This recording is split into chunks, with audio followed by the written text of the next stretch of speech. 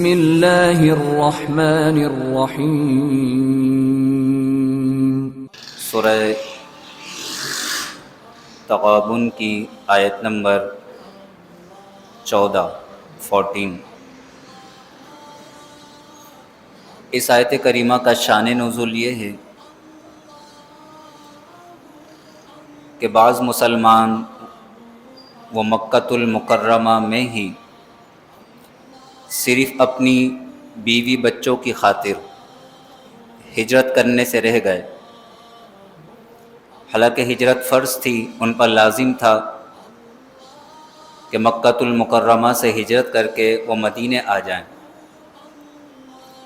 کیونکہ اس وقت مکے میں کافروں کی حکومت تھی اور کافر عبادات سے روکا کرتے تھے، اسلام سے روکا کرتے تھے۔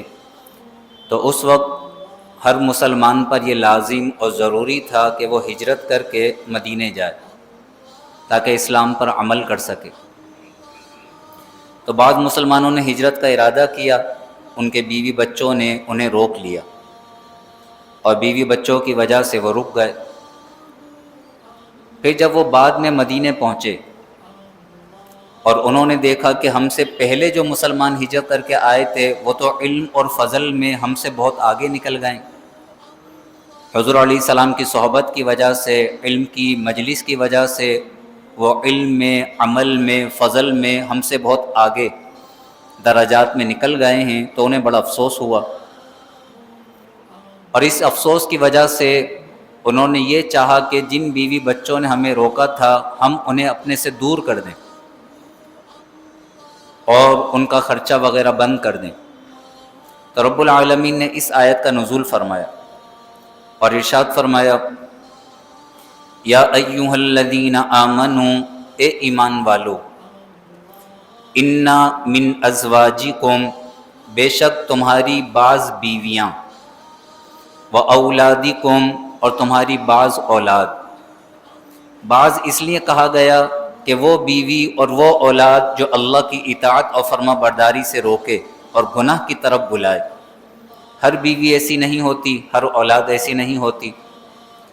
من ازواجکم، بعض بیویاں، و اولادکم، اور تمہاری بعض اولاد، عدو لکم، تمہاری دشمن ہے، تمہاری دشمن ہے۔ کیوں؟ کیونکہ جو اولاد بھی اور جو بیوی بھی اللہ کے ذکر سے، اللہ کی یاد سے، اللہ کی اطاعت سے، اللہ کی فرما برداری سے روک دے، اور انسان ان بیوی بچوں کی وجہ سے گناہوں میں، حرام میں پڑ جائے، تو اس سے بڑی دشمنی کیا ہوگی کہ انسان ان کی وجہ سے جہنم کی آگ میں جلے گا۔ یہ سب سے بڑی دشمنی ہے۔ تو اس لیے فرمایا گیا کہ تمہاری جو اولاد، تمہاری جو بیوی اللہ کی اطاعت سے روکے، گناہوں کی طرف بلائے، نافرمانی کی طرف بلائے، سمجھ لو یہ تمہاری دشمن ہے، عدو لکم، تمہاری دشمن ہے۔ فاحذروہم، تو تم ان سے احتیاط رکھو۔ اب جب انہوں نے یہ ارادہ کیا کہ ہم اپنے ان بیوی بچوں کے ساتھ قطع تعلقی کر دیں، ان کا خرچہ بند کر دیں، تو اس سے بھی منع کیا گیا۔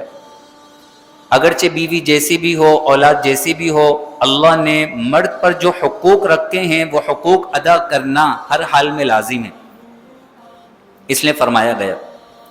وَإِن تَعْفُوا، اور اگر تم معاف کر دو، وَتَصْفَحُوا، اور درگزر کرو، وَتَغْفِرُوا، اور بخش دو، فَإِنَّ اللَّهَ غَفُورٌ رَحِيمٌ، تو بے شک اللہ بہت بخشنے والا، بے حد رحم فرمانے والا ہے۔ ایک مرد کی شان ہی یہ ہونی چاہیے کہ چاہے بیوی سامنے سے کتنی تلخ کلامی کیوں نہ کرے یا اولاد سامنے آ کر کھڑی ہو جائے، مرد وہی مرد ہے جو حوصلہ رکھے اور ان کے ساتھ حسن سلوک کرے۔ حسن اخلاق کی سب سے بہترین ڈیفینیشن، تعریف جو حضور نے فرمائی، فرمایا سل من قطعک، سل من قطعک، جو تجھ سے توڑتا ہے تو اس سے جوڑ، جو توڑنا چاہتا ہے تو اس سے جوڑ، سل من قطعک واعف عمن ظلمک، اور جو تجھ پر ظلم کرتا ہے اسے معاف کر دے۔ وَأَحْسِنْ إِلَى مَنْ أَسَاءَ إِلَيْكَ، اور جو تیرے ساتھ برائی کرے تو اس کے ساتھ اچھائی کر۔ یہ حسن اخلاق کی اعلیٰ تعلیم ہے۔ اگر گھر والے توڑنا چاہتے ہیں، مرد پوری کوشش کرے جوڑنے کی۔ یہاں تو تھوڑی سی بات ہوتی ہے اور انسان کی زبان پر غلط الفاظ آ جاتے ہیں، فارغ کر دیا، امی کے گھر جاؤ، طلاق، نعوذ باللہ من ذالک، اور پھر انسان کو بعد میں خود ہی افسوس ہوتا ہے۔ قرآن فرماتا ہے وَإِن تَعْفُوا، اور اگر تم معاف کرو، وَتَصْفَحُوا، اور درگزر کرو، وَتَغْفِرُوا، اور بخش دو، فَإِنَّ اللَّهَ غَفُورٌ رَحِيمٌ، تو بے شک اللہ بہت بخشنے والا، بے حد رحم فرمانے والا ہے۔ انما اموالکم واولادکم فتنہ، تمہارے مال اور تمہاری اولاد تو آزمائش ہی ہے۔ انما حسر کے لیے آتا ہے۔ اب یہاں یہ نہیں فرمایا انما من اموالکم، تمہارے بعض مال یا تمہاری بعض اولاد، نہیں، ڈائریکٹ فرمایا گیا تمہارے مال اور تمہاری اولاد تمہارے لیے آزمائش ہے۔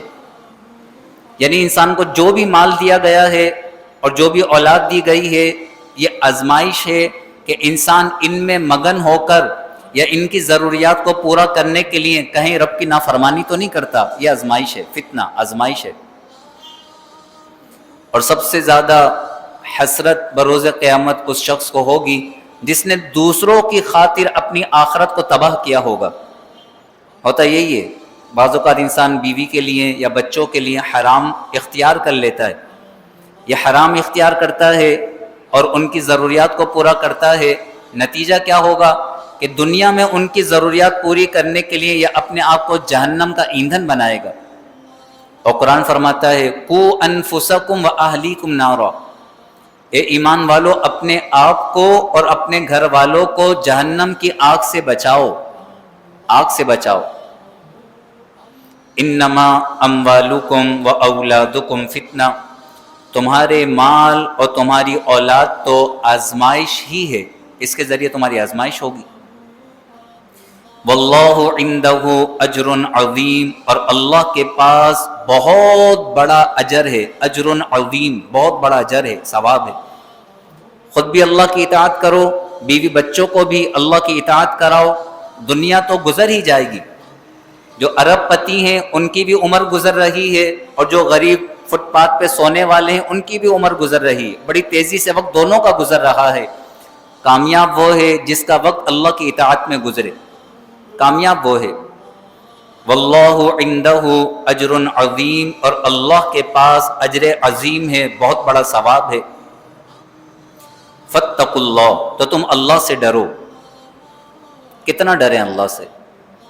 فرمایا مستطعتم، جتنی تم میں استطاعت ہے، تم میں جتنی طاقت ہے اپنی طاقت کے مطابق اللہ سے ڈرو۔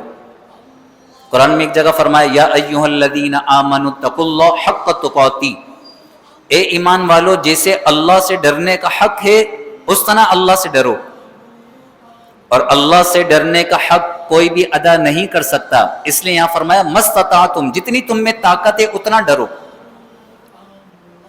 ورنہ اللہ سے ڈرنے کا حق کوئی بھی ادا نہیں کر سکتا۔ فاتقوا اللہ مستطعتم، جتنی تم میں استطاعت ہے، جتنی تم میں طاقت ہے اللہ سے ڈرو۔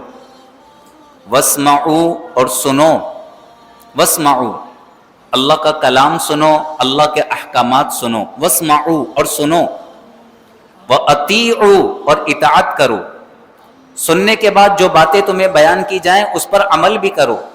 اور یہی قرآن کا ادب ہے کہ انسان جب قرآن کو پڑھے تو اس میں جن باتوں سے منع کیا گیا انہیں چھوڑ دے، جن باتوں کا حکم دیا گیا انہیں بجا لائے، یہ قرآن کا ادب ہے۔ ورنہ حدیث میں فرمایا گیا بہت سے قرآن پڑھنے والے ایسے ہیں کہ خود قرآن ان پر لعنت کرتا ہے، قرآن پڑھتے ہیں لیکن قرآن کے برخلاف عمل کرتے ہیں۔ اگر عمل قرآن کے خلاف ہے تو پڑھنے کے باوجود انسان قرآن کے خلاف عمل کرے تو قرآن کی رحمت برکتیں کیسے ملیں گی؟ بہت سے قرآن پڑھنے والے ایسے ہیں، والقرآن یلعن، قرآن خود ان پر لعنت کرتا ہے۔ لعنت کے معنی قرآن خود کہتا ہے یا اللہ اسے اپنی رحمت سے دور کر دے۔ قرآن سے رحمت برکتیں کسے ملیں گی؟ جو قرآن کو پڑھے، قرآن کو سمجھے، قرآن پر عمل کرے۔ اس لیے فرمایا واسمعوا، سنو، واطیعوا، اور اطاعت کرو، حکم مانو، وَأَنفِقُوا اور خرچ کرو۔ مال کو جمع کرنے کی ممانعت ہے، اپنا مال اللہ کی راہ میں خرچ کرو۔ در حقیقت انسان نے جو خرچ کر دیا اللہ کی راہ میں وہ محفوظ ہو گیا اللہ کے پاس، اور انسان نے جو کھا لیا یا جو بچا لیا تو جو بچایا ہے جوڑ جوڑ کر رکھا ہے نہ وہ اس کا ہے، اور جو کھا لیا وہ فنا ہو گیا۔ جو دے دیا وہ انسان اپنے ساتھ لے گیا، جو دے دیا اللہ کی راہ میں۔ وَأَنفِقُوا اور خرچ کرو، خَيْرًا لِأَنفُسِكُمْ اس خرچ کرنے میں خَيْرًا لِأَنفُسِكُمْ تمہارا اپنا ہی بھلا ہے، خَيْرًا لِأَنفُسِكُمْ تمہارا اپنا ہی بھلا ہے۔ اللہ کی راہ میں خرچ کرو گے، جتنا زیادہ خرچ کرو گے اتنا زیادہ بھلا ہوگا۔ وَأَنفِقُوا خَيْرًا لِأَنفُسِكُمْ اور اپنی جانوں کے بھلے کے لیے اللہ کی راہ میں خرچ کرو۔ وَمَن يُوقَ شُحَّ نَفْسِهِ اور جو کوئی اپنے نفس کے لالچ سے بچا لیا گیا، جس کے دل سے مال کی محبت نکال دی گئی، جس کے دل میں مال کی محبت نہیں ہے، بخل نہیں ہے، شح لالچ۔ وَمَن يُوقَ شُحَّ نَفْسِهِ اور جو اپنے نفس کے لالچ سے بچا لیا گیا، فَأُولَئِكَ هُمُ الْمُفْلِحُونَ تو وہی کامیاب ہیں۔ ان تقرضوا اللہ قرضا حسنا اگر تم اللہ کو قرض حسن دو گے، اور قرض حسن سے مراد یہ ہے کہ اللہ کی راہ میں مال حلال اخلاص اور اچھی نیت کے ساتھ خرچ کرو گے۔ ان تقرضوا اللہ قرضا حسنا اگر تم اللہ کو قرض حسن اچھا قرض دو گے، یعنی اللہ کی راہ میں خوش دلی کے ساتھ خرچ کرو گے اللہ کی راہ میں، یضاعفہ لکم اللہ اسے تمہارے لیے کئی گنا بڑھا دے گا۔ یضاعف لکم بعض نے اس کا ترجمہ کیا اللہ اسے تمہارے لیے دگنا کر دے گا، دگنا نہیں یضاعف کئی گنا بڑھا دے گا۔ کتنا بڑھائے گا یہ حد نہیں ہے، واللہ یضاعف لمن یشاء اللہ جس کے لیے چاہے گا جتنا چاہے گا بڑھا دے گا۔ یضاعف لکم اللہ تمہارے لیے اسے بڑھا دے گا، کئی گنا بڑھا دے گا۔ وَيَغْفِرْ لَكُمْ اور تمہیں بخش دے گا۔ وَاللَّهُ شَكُورٌ حَلِيمٌ اور اللہ بڑی قدر فرمانے والا ہے۔ شکور شکر کی نسبت جب اللہ کی طرف کی جائے تو مراد ہوتی ہے قدر فرمانے والا، اور شکر کی نسبت جب انسان کی طرف کی جائے تو شکر ادا کرنے والا۔ انسان اللہ کا شکر بجا لاتا ہے، اور جو انسان شاکر ہوتا ہے اللہ کے راہ میں خرچ کرنے والا ہوتا ہے اللہ اس کی قدر فرماتا ہے۔